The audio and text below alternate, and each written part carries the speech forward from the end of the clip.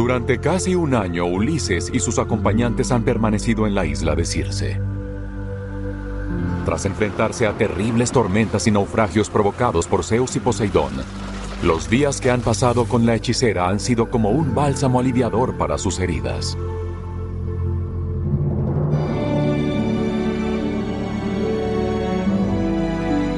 Es tiempo de banquetes y fiestas, carnes por montones y vino que reconforta. Ulises y sus hombres olvidan poco a poco sus tristes aventuras y reencuentran los corazones fuertes que tiempo atrás les habían impulsado a abandonar su hogar, la rocosa isla de Ítaca.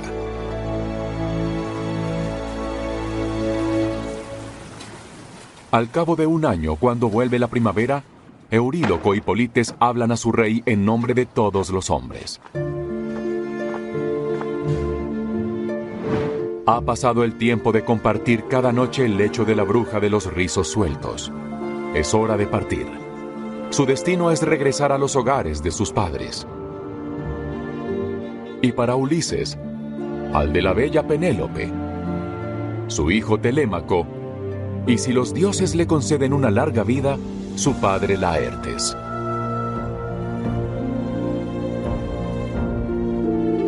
Si dependiera de Ulises, se quedaría voluntariamente con la hechicera. Después de todo, ¿de qué serviría volver a casa después de tantos años? Seguro que nadie cree que siguen vivos. Pero el dolor y la tristeza de sus hombres le oprime el corazón. Anuncia su partida a Circe.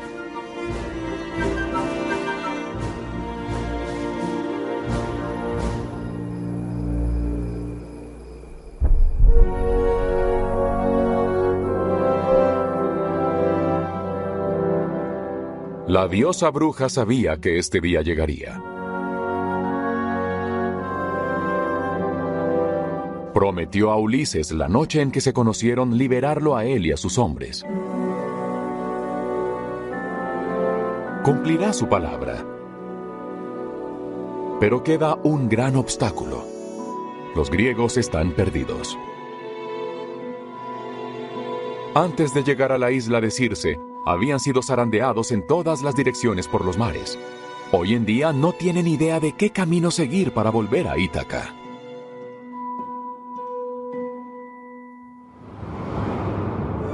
Circe mira a Ulises a los ojos. ¿De verdad cree que abandonar a la hija del sol, una diosa con los poderes de una bruja, le llevará de vuelta a casa? No, por desgracia. Circe le informa lo que ella sabe de su futuro.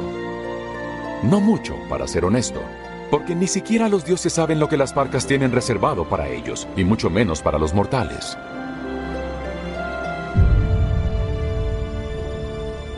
Pero el destino de Ulises, si abandona esta isla, no es volver a Ítaca. Su camino lo llevará a otra parte.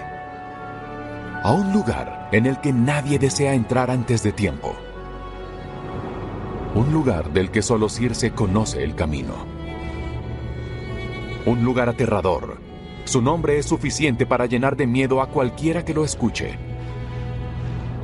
Este lugar está gobernado por el todopoderoso Hades y su esposa, la temible Perséfone. El inframundo.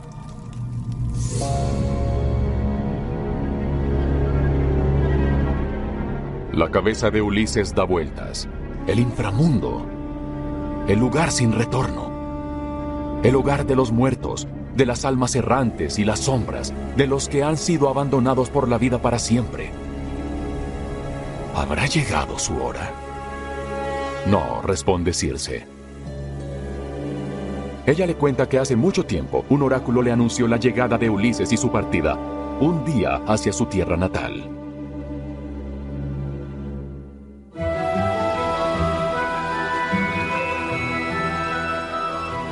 El oráculo especificó que el camino a casa solo podía indicárselo un hombre. Tiresias, el profeta. Pero Tiresias está muerto. Solo queda su historia. Y esta historia Ulises la conoce, como todos los griegos. Hace mucho tiempo Tiresias era solo un joven cuando un día su camino lo llevó a través del monte Citerón en Arcadia.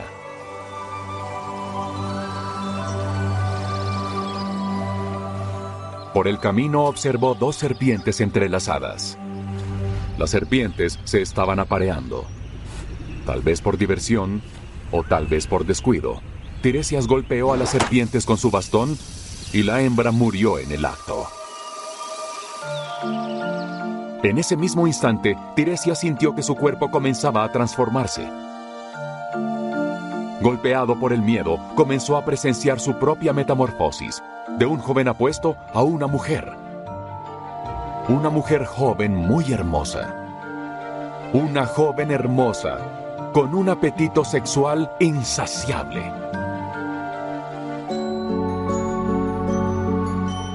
Tanto que vendía sus encantos por toda Grecia, convirtiéndose así en la prostituta más famosa del país. 7 años más tarde, en su camino, la bella Tiresias volvió a encontrarse con dos serpientes apareándose. Esta vez, ella las pisoteó, y el macho murió. Tiresias sintió inmediatamente que su cuerpo cambiaba y volvió a convertirse en un hombre.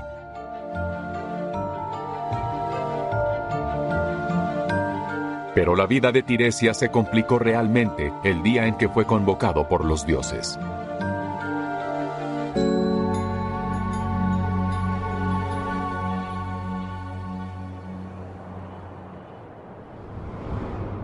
Hera no dejaba de reprochar a su esposo Zeus sus numerosas infidelidades.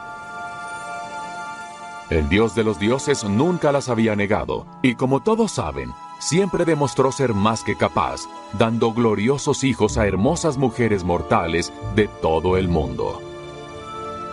No, Zeus no negó nada, pero defendió sus hazañas al afirmar que cuando Hera comparte su cama, ella es la más saciada.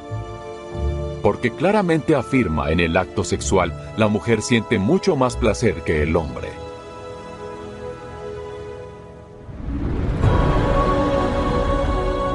Hera estalló y rechazó las afirmaciones de su marido. Es exactamente lo contrario. El hombre siente mucho más placer que la mujer.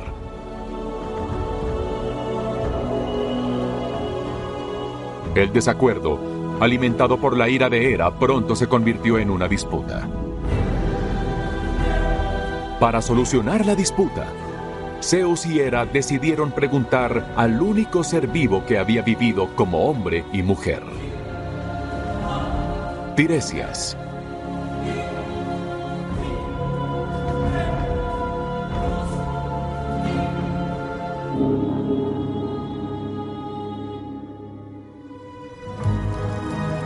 Así que allí estaba en el Olimpo, en el tribunal de los dioses.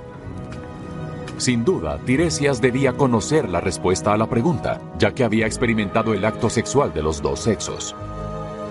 Pero lleno de miedo, Tiresias tembló ante el amo del Olimpo y se puso de su parte.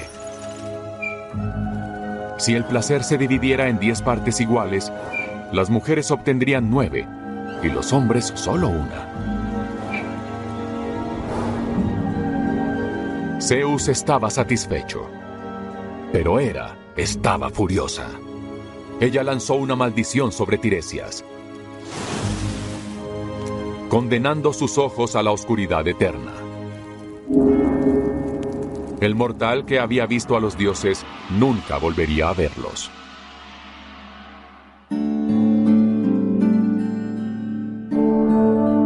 Zeus, acostumbrado a los arrebatos de su esposa, no se atrevió a oponerse a ella. Pero le parecía injusto que Tiresias pagara un precio tan alto por su ira. Es ciego, que así sea. Pero el dios de los dioses le concedió el don de la profecía y una vida que se extendería a lo largo de 7 generaciones. Y así, Tiresias, el profeta ciego, recorrió toda Grecia. Vio crecer a los héroes que marcarían la historia con sus hazañas. Teseo en Atenas, Heracles en Argos, Jasón en Yolco y Edipo en Tebas. Pero las 7 generaciones han pasado y Tiresias ya no existe.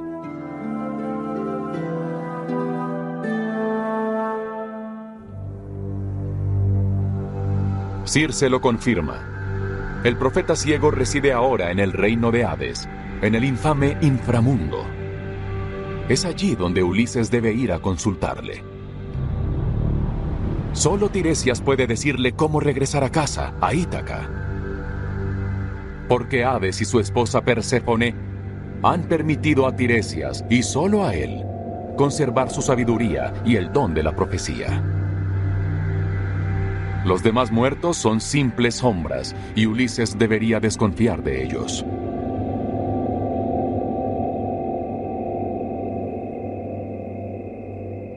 Desde la orilla, Circe observa cómo zarpa la nave de Ulises. Convoca a Bóreas y Antibóreas, los 2 dioses del viento, que cuando soplan juntos envían las naves al lugar cuyo nombre nadie puede pronunciar sin temblar de miedo. Las puertas del infierno. Circe sabe que nunca volverá a poner los ojos en Ulises.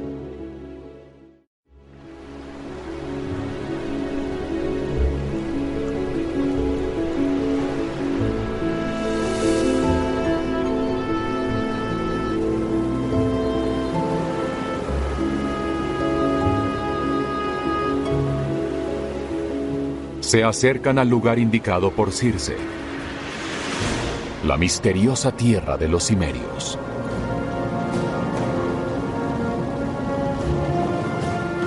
Ulises y su tripulación se sumen en el silencio, mientras contemplan un paisaje de árboles secos que parecen fantasmas errantes. Los rayos del sol nunca llegan hasta aquí. Reina sobre toda la región la noche eterna.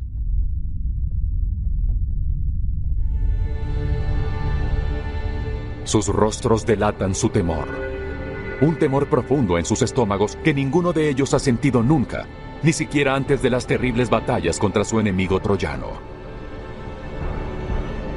La nave recorre el río Océano, la madre de todos los ríos, que surge de las profundidades recónditas de Gaia, la Tierra Madre, y que da origen a todos los demás cursos de agua del mundo.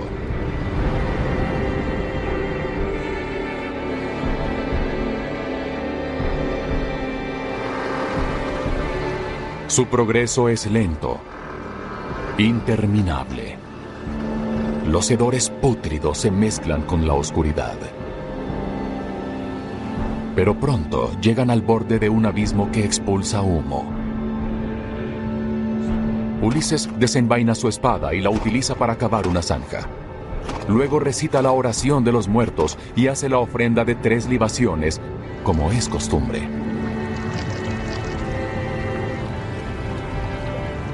Llama a Tiresias y le promete que en cuanto llegue a su casa, en la lejana Ítaca, sacrificará en su honor el mejor de sus carneros. Entonces toma la oveja y el cordero más inmaculados que les ha dado Circe y los degolla sobre el abismo. La sangre fluye hacia las entrañas de la tierra y el sonido de los cánticos lúgubres se eleva junto con los remolinos de humo con aroma a azufre.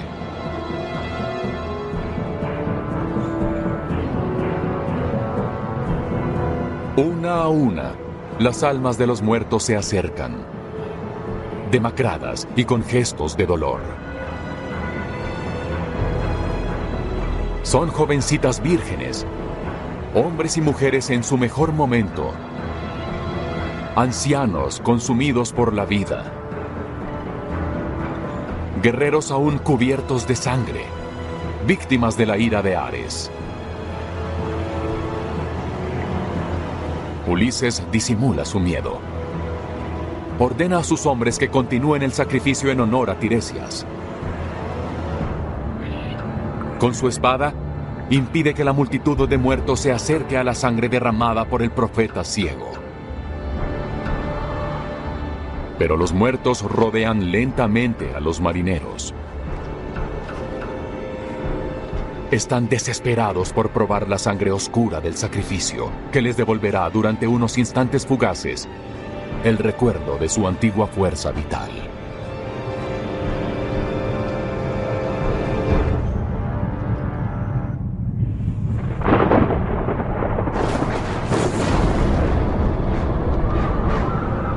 ¿Cómo se atreve? El amo del Olimpo entra en uno de sus arrebatos, temido incluso por los demás dioses y diosas.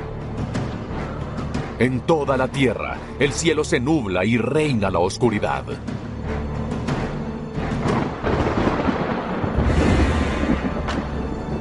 Zeus está furioso. Un mortal acaba de romper la ley sagrada que prohíbe a un alma viviente entrar en el inframundo. Además, ha sido invitado a entrar por una diosa, Circe. Y esta alma impía está protegida por una diosa aún más poderosa, su propia hija, Atenea. Y su último hijo, Hermes, se ha puesto de su lado. Sin duda, Hades y Perséfone se deleitan en el hecho de que un simple mortal esté desafiando a Zeus. Nunca los dioses han concedido tan abiertamente tales favores a un mortal. Y para colmo, este mortal, Ulises, está convencido de que los dioses le han fallado a los hombres, que los han abandonado y que los hombres, a cambio, ya no deben esperar nada de ellos. Ulises representa un gran peligro para los dioses con su rebeldía y quebrantamiento de la ley.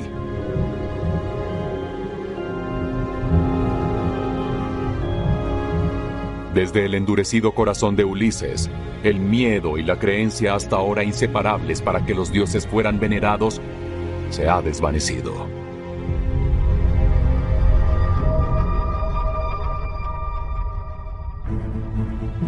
Y ahora es el propio reinado de los dioses del Olimpo el que Ulises ha puesto en duda al entrar en el inframundo, para consultar no con un dios, sino con la sombra de un simple mortal a quien el propio Zeus había concedido el don de adivinar el futuro. Atenea no tiene miedo de la ira de su padre. Ella le explica que la visita al inframundo es una prueba, una de las muchas que Ulises ha tenido que afrontar por exigencias del propio Zeus. Como de costumbre, afirma, Zeus no quiso pronunciarse sobre la disputa entre Atenea y Poseidón respecto a Ulises. Él aceptó, como siempre, un compromiso.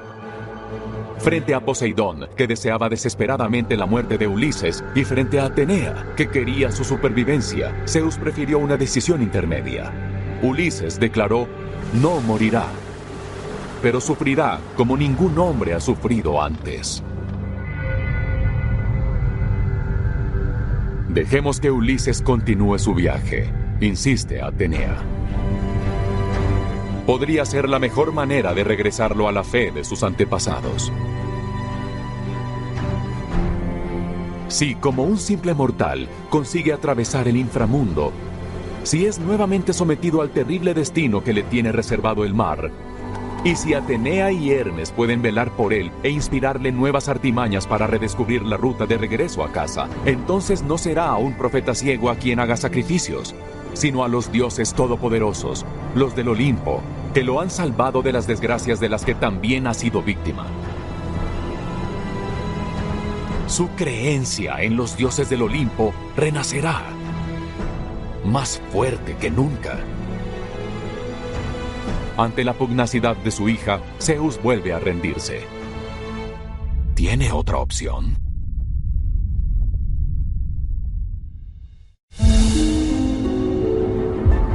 Espada en mano, Ulises sigue impidiendo que los muertos se acerquen a la sangre ofrecida a Tiresias hasta que haya aparecido. Pero de repente se congela. Una silueta ha salido de la oscuridad. Ulises no puede creer lo que ve en sus ojos y sin embargo no puede confundirla. Su madre, Anticlea.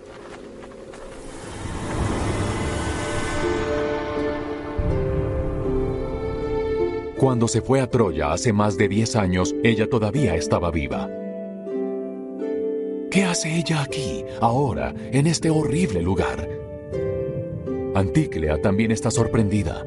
¿Qué hace su hijo, que parece tan lleno de vida, aquí entre los muertos y las sombras? Así que Ulises empieza a contarle sus andanzas por los mares y la razón de su presencia en este repugnante lugar. Luego la bombardea con preguntas. ¿Qué cruel destino la llevó a hallarse en el inframundo? ¿Qué noticias tiene de su anciano padre, Laertes, de su esposa Penélope y de su hijo Telémaco? Pena, responde Antíclea. Pena, pesar, preocupación. Fue la ausencia de Ulises lo que pudo con ella. En cuanto a Penélope, no hay miedo, al menos no por el momento. Porque Penélope todavía lo ama, todavía lo está esperando. Ella llora cada noche cuando los barcos regresan a puerto, esperando cada vez que uno de ellos traiga noticias de él. Laertes sigue vivo, pero débil y abatido. Incapaz de contenerse, Ulises intenta abrazar a su madre, pero apenas ha extendido los brazos cuando la sombra de Antíclea se desvanece como un sueño.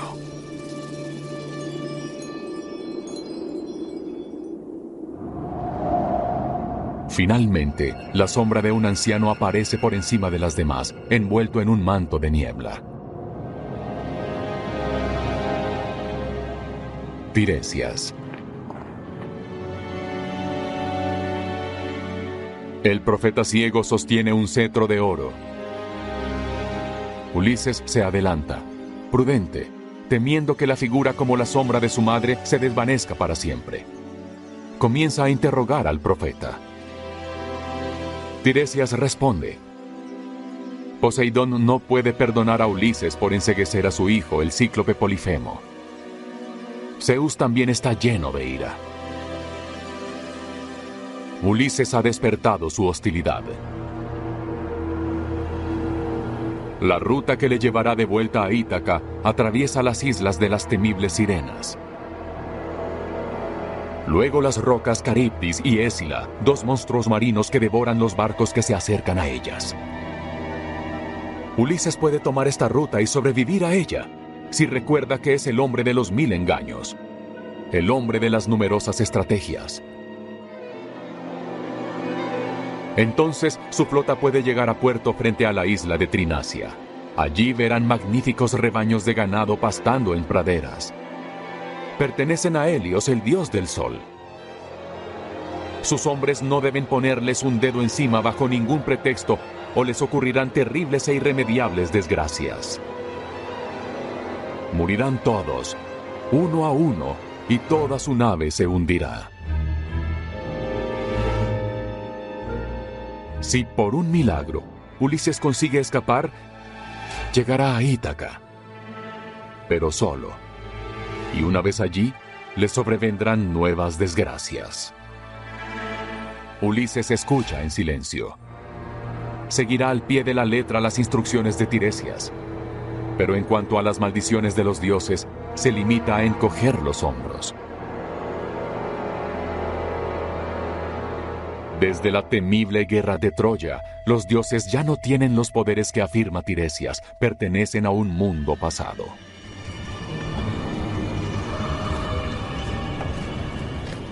De repente, un profundo estruendo se eleva. Tiresias es golpeado por el miedo. Los muertos temerosos se abalanzan, como si algún mal peligroso estuviera levantando su fea cabeza. Porque lo saben muy bien. En las profundidades del infierno viven cosas más aterradoras que los dioses. Criaturas de antaño que pueden despertarse con un simple gesto de encogimiento de hombros de un mortal.